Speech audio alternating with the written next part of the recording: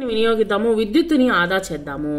సౌరశక్తిని వినియోగించడం వలన కలిగేటువంటి లాభాల గురించి తెలుసుకుందాం. సౌరశక్తితో పనిచేసే ఉత్పత్తులను గురించి సమాచారాన్ని సేకరిద్దాము. ప్రతి ఒక్కరూ కొంచెము అన్నిటికీ మనం వచ్చేసి అబ్బా మనకి ఇంత ఇది అదేంటది కరెంట్ బిల్లు వచ్చేస్తుంది, మనము ఇబ్బంది పడిపోతున్నాము అని చెప్పేసి ప్రతి ఒక్కరూ వచ్చేసి బాధపడడం కన్నా అందరూ వచ్చేసి సౌరశక్తిని ఉపయోగించుకోవచ్చు కదా, ప్రకృతిలో లభించేటువంటి సూర్యుని యొక్క కిరణాల వల్ల వచ్చేటువంటి సోలార్ సిస్టమ్ ని ఉపయోగించవచ్చు కదా. సౌరశక్తి అంటే సోలార్ సిస్టమ్ అనమాట. ఈ యొక్క సోలార్ శక్తిని కొంచెం ఖర్చు మనము ఎంతో ఖర్చు పెడుతూ ఉంటాము. వీటిని ఉపయోగించి మనం వచ్చేసి కరెంటుని ఆదా చేయొచ్చు కదా. ప్రతి ఒక్కరూ మనము వీటిని కానీ ప్రతి ఒక్క ఇంట్లో కానీ రెడీ కానీ చేసినట్లయితే, అంటే సొంత ఇల్లు ఉన్నటువంటి వాళ్ళు రెడీగా చేసుకున్నాం అనుకోండి, మనము ఎంతో కొంత మనం వచ్చేసి ఆదాయము పొందొచ్చు అనమాట. అంటే ఆదాయం కాదు, మనం ఎంతో కొంత మనం వచ్చేసి విద్యుత్తుని తగ్గించుకోవచ్చు అనమాట. మనం కరెంటు బిల్లుని కూడా తగ్గించుకోవచ్చు. ఎందుకంటే వీటి ద్వారానే మనము విద్యుత్తుని కూడా తయారు చేసుకోవచ్చు అనమాట ఈ యొక్క సౌరశక్తిని ఉపయోగించి. ఇది వచ్చేసి తరిగిపోదు అనమాట. ఎందుకంటే సౌరశక్తి సహజమైనటువంటి ఉత్తమమైనటువంటి తరిగిపోని శక్తి వనరు. ఎందుకంటే మనకు వచ్చేసి కరెంటు కూడా వచ్చేసి దీంట్లో నుంచి ఉత్పత్తి చేయొచ్చు అనమాట. సోలార్ సిస్టమ్ నుంచి ఎంత వాడినా తరిగిపోనిది, అందరికీ ఎల్లవెల్లా అందుబాటులో ఉండేదన్నమాట. సౌరశక్తిని సాంప్రదాయ ఇంధన వనరులకు ప్రత్యామ్నాయంగా ఉపయోగించాల్సినటువంటి అవసరం ఎంతైనా ఉంది. ప్రపంచవ్యాప్తంగా వివిధ దేశాల్లో వ్యవసాయము, గృహోపకరణాలు, కార్యాలయాలు, పరిశ్రమలు, వాహనాలు మొదలగు రంగాల్లో దీన్ని విస్తృతంగా వినియోగిస్తున్నారు. మన దేశంలో గుజరాత్ వచ్చేసి సౌరశక్తి వినియోగంలో ముందంజలో ఉండగా కర్ణాటక, తమిళనాడు తర్వాత స్థానంలో ఉన్నాయన్నమాట.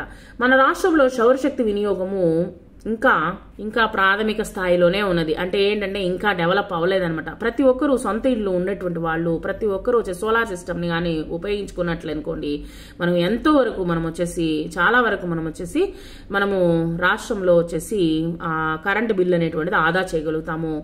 ప్రకృతి సిద్ధంగా వచ్చినటువంటి వనరులు ఎప్పుడు తరిగిపోదు కాబట్టి మనము దీన్ని వినియోగిద్దాము మనం అందరము. సౌరశక్తితో పనిచేస్తున్నటువంటి ఉత్పత్తులు ఏమిటి మొన్నగు అంశాలు తీసుకోవాల్సినటువంటి అవసరం ఎంతైనా ఉంది. చూడండి, సౌరశక్తితో పనిచేసేటువంటి ఉత్పత్తులను గురించి సమాచారాన్ని గ్రహించండి. పుస్తకాలు, పత్రికలు, సైన్స్ మ్యాగజైన్స్, ఇంటర్నెట్ లేదా సౌరశక్తి వినియోగిస్తున్నటువంటి వారిని గురించి కలిసి సేకరించండి. బొమ్మలు, ఫోటోలు తీసుకోండి.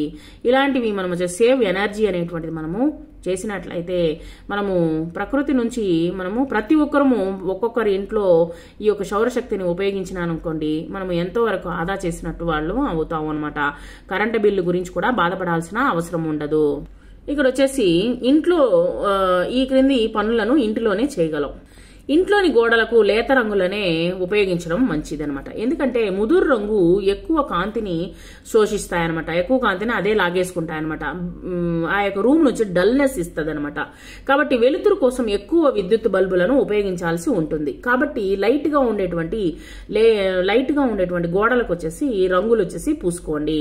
సో ఆహార పదార్థాలను వీలైనంత వరకు కలర్స్ వచ్చేసి మనము రంగులు అని అనుకుంటాం కానీ తెలుపు, క్రీమ్ కలరు ఇలాంటి వాటిని మనం ఉపయోగించినట్లయితే మనకు ఇంట్లోపలికి వెలుతురు బాగా వస్తుంది. వెలుతురు వచ్చినందువల్ల మనం వచ్చేసి కరెంటుని ఉపయోగించాల్సిన అవసరం ఉండదు. కరెంటుని ఉపయోగించకుండా ఉండడం వల్ల మనము విద్యుత్తుని ఆదా చేసిన వాళ్ళము అవుతాం అనమాట. సో ఈ విధంగా మనం ఒక్కొక్క ఇంట్లో ప్రతి ఒక్కరూ తమ బాధ్యతగా వాళ్ళు దాన్ని కానీ నిర్వర్తించినారనుకోండి, దేశం వచ్చేసి బాగానే డెవలప్ అవుతుంది అనమాట. ఆహార పదార్థాలను వేడిగా కాకుండా చల్లారిన తర్వాత మాత్రమే ఫ్రిడ్జ్ లో పెట్టాలి.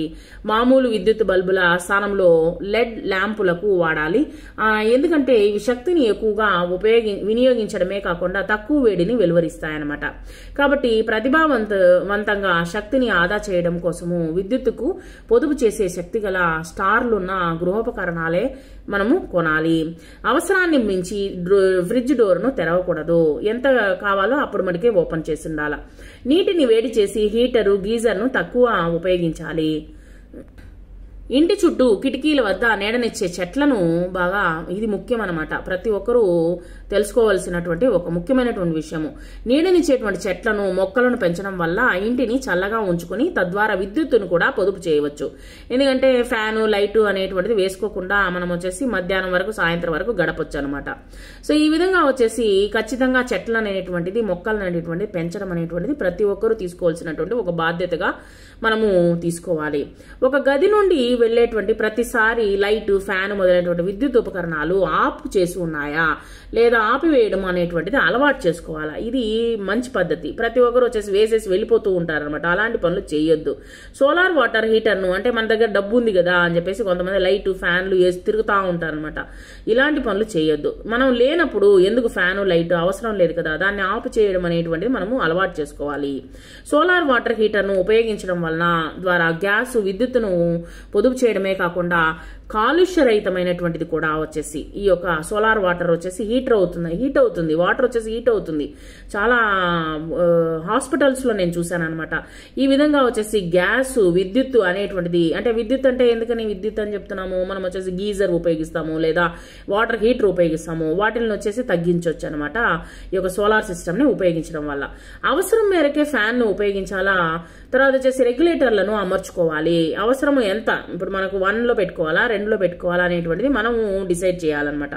ఈ విధంగా వచ్చేసి రెగ్యులేటర్లు 5 లో పెట్టుకొని దాన్ని వచ్చేసి వేస్ట్ చేయొద్దు, అంటే వృధా చేయొద్దు ఈ యొక్క విద్యుత్తుని. తర్వాత వచ్చేసి 100 వాట్ల సాధారణ బల్బుల స్థానంలో 10-15 వాట్ల బల్బులను వచ్చేసి అదే మొత్తంలో కాంతిని వెలువరించడమే కాకుండా 10 రెట్ల ఎక్కువ మన్నికతో మనగలుగుతాయన్నమాట ఈ యొక్క ఇది. కాబట్టి 100 వాట్ బల్బుల స్థానంలో మనం 10-15 వాట్ బల్బులను ఉపయోగించండి. ఎక్కువ కాంతిని కూడా ఇస్తున్నాయన్నమాట ఇవి. విద్యుత్ ఆదా చేయవచ్చు. ఎండాకాలంలో వాషింగ్ మిషన్ లోని డ్రైయర్ లో కాకుండా బయట బట్టలు ఆరవేయడం ద్వారా విద్యుత్తును ఆదా చేయవచ్చు. ఇది మనం వచ్చేసి చాలా వరకు అందరూ మనము ఇది ఆపలేమన్నమాట. ఇది మనము చేయలేము. ఎందుకంటే ఇప్పుడు ఉన్నటువంటి బిజీ షెడ్యూల్లో వాషింగ్ మిషన్ అనేటువంటిది చాలా అవసరము. శక్తిని ప్రభావవంతంగా వినియోగించడము, థర్మాస్టాట్లను ఉపయోగించి డబ్బులను పొదుపు చేయవచ్చు. సాధారణ మోడల్ వాషింగ్ మిషన్ కన్నా ఫ్రంట్ లోన్ మిషన్ 25% శక్తిని తక్కువగా వినియోగిస్తాయన్నమాట. తర్వాత వచ్చేసి సౌరశక్తిని వినియోగించి పనిచేసే ఉపకరణాలను గురించి నీవు సేకరించిన సమాచారాన్ని ఆధారంగా సౌరశక్తి వినియోగం గురించి ఒక నివేదికను రూపొందించి తరగతి గదిలో ప్రదర్శించండి.